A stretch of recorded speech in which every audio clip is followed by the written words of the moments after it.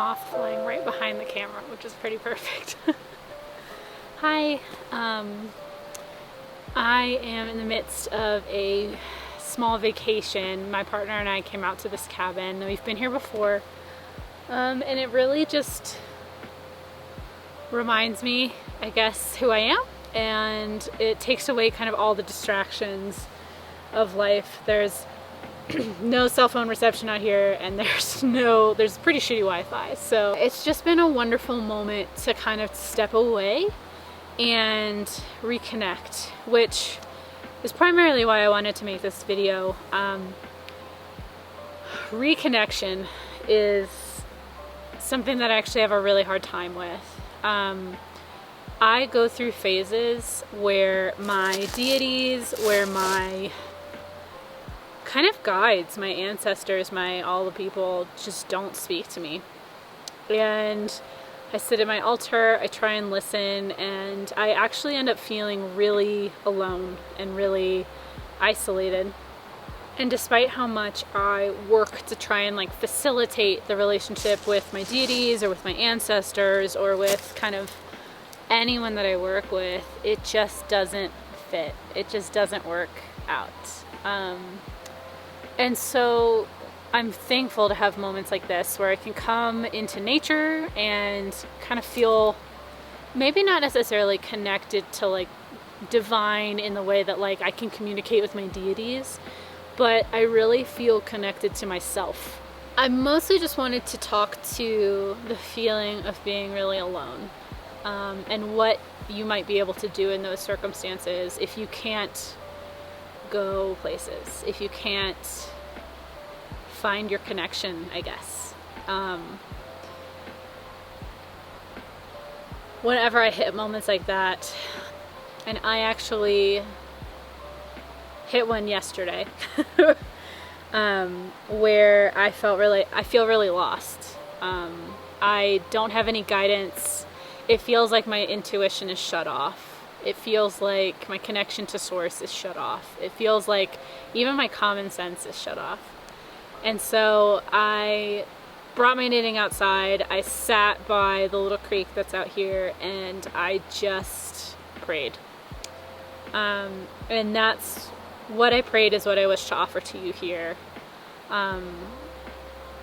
It's a small circle call, and it really helps me when I can't get connected to external source, And I mean, external, internal, that's a theoretical debate.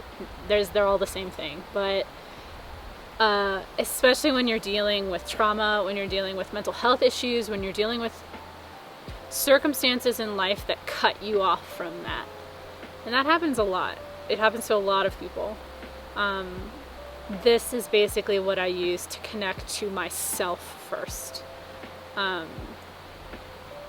Myself being the most important thing before deity, before nature. All of those are important. Connection to source is important, but if I am not in this body, on this world, in this world, I can't help. I can't offer anything. I can't assist. I can't support. And that is what the circle call does, is it brings me back to here now. And so I hope you get some sort of rest in the next couple of days, and I hope this helps you when you're in moments of disconnection.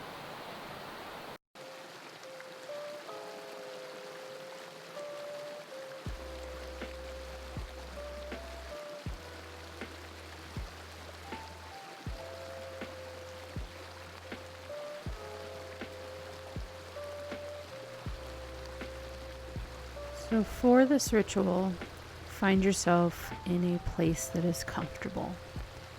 That could be standing, it could be pacing, laying down, sitting down. Honestly, it could just be on the bus. What we are going to try and do is get into our bodies again, because so many times when we are feeling alone and disconnected, really that's what we're missing out on. So find a spot in which you're comfortable. and start taking deep breaths through your nose and out your mouth.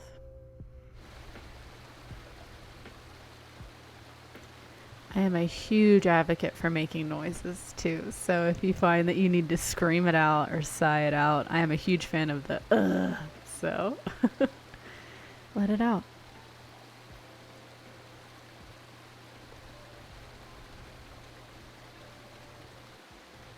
Wherever you are right now, start to take note of where you are in your body. How you feel, what hurts, what aches, what parts of you are nagging at your brain a little bit. Where do you have some resentments, some pain, some irritation?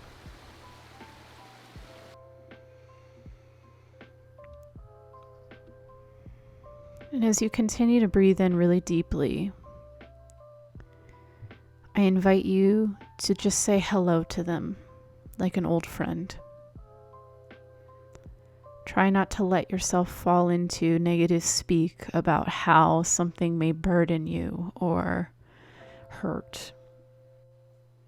You aren't here right now to solve all of your problems. You are here right now to be.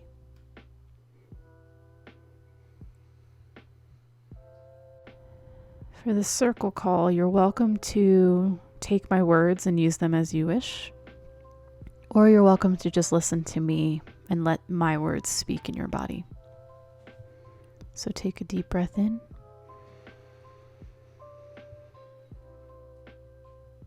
and out.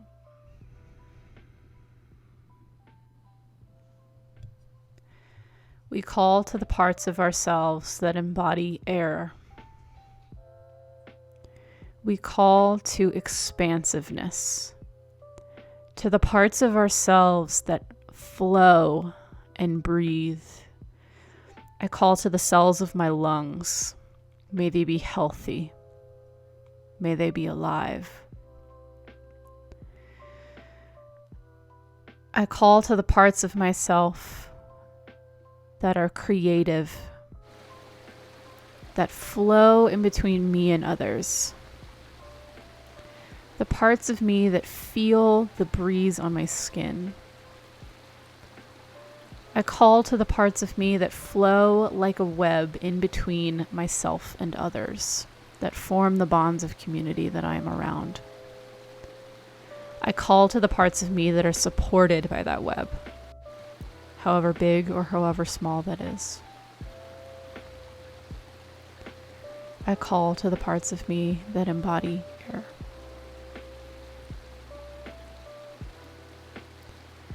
I call to the parts of me that embody fire. I call to the parts of me that embody vivacity. I call to the parts of me that fight to get out of bed every morning. I call to my cells, to my blood. I call to the heart that pumps so diligently in my chest. I am thankful for it. I call to the parts of me that embody desire, whether that be sexual, sensual, or just ambition. I call to the hell yeses in my body and wish to cast out all of the hell no's. I call to the parts of myself that are a light, no matter how small or how large the flame is. I welcome you here.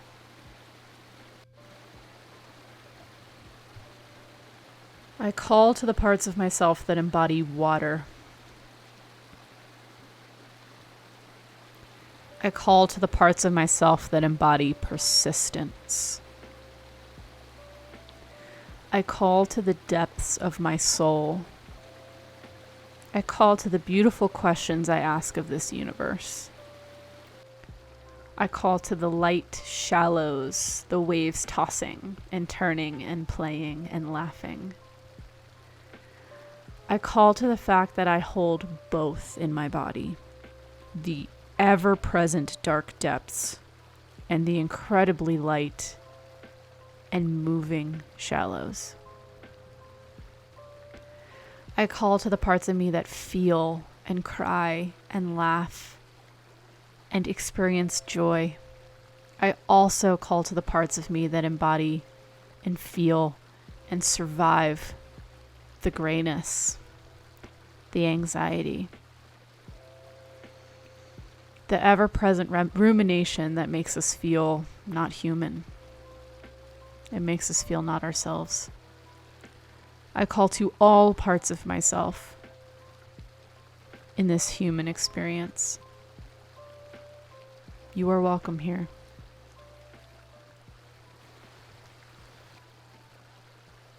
I call to the parts of me that embody earth. I call to the parts of me that are steadfast. I call to the deep earth under the ground. I call to the foundations that are under my feet. Everything that holds me up as a person. I call to my ancestors, both DNA and not. I call to the ancestors of the land I stand on. I call to the paths that I walk, spiritual and not. I call to every giant whose shoulders I stand on. May they be known. May they know how much I honor them. I call to the parts of myself that know how to fertilize, how to compost, how to take the tragic, horrible things that happen to both us and others and transform them into beauty. I call to the parts of myself that know that my 2 feet are on this ground, and that means that I can do everything possible to make that ground fertile. I call to the parts of me that sprout, that grow, that die. I call to the parts of me that root. I call to the garden of my soul. I call to my inner workings, the garden that lies within my ribcage. I call to the aliveness that's in my soul. I call to the parts of me that connect to so many others, both living and dead. I call to the parts of me that really embody vivacity, that adore life and understand that it is both light and dark that unites me into who I am. I call to all 4 elements within my soul: air, fire, water, earth. And I call to the knowledge that I need all 4 to grow the garden that lies within my ribcage. I call to the unity of myself, to the fact that even though I might feel incredibly uncomfortable and incredibly alone, I know that that is part of life,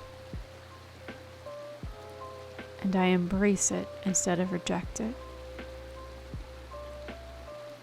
I embrace it all because it is being human that is beautiful, not merely the highs, not merely the light. It is all of it that makes me human, that makes me alive, that makes me connected.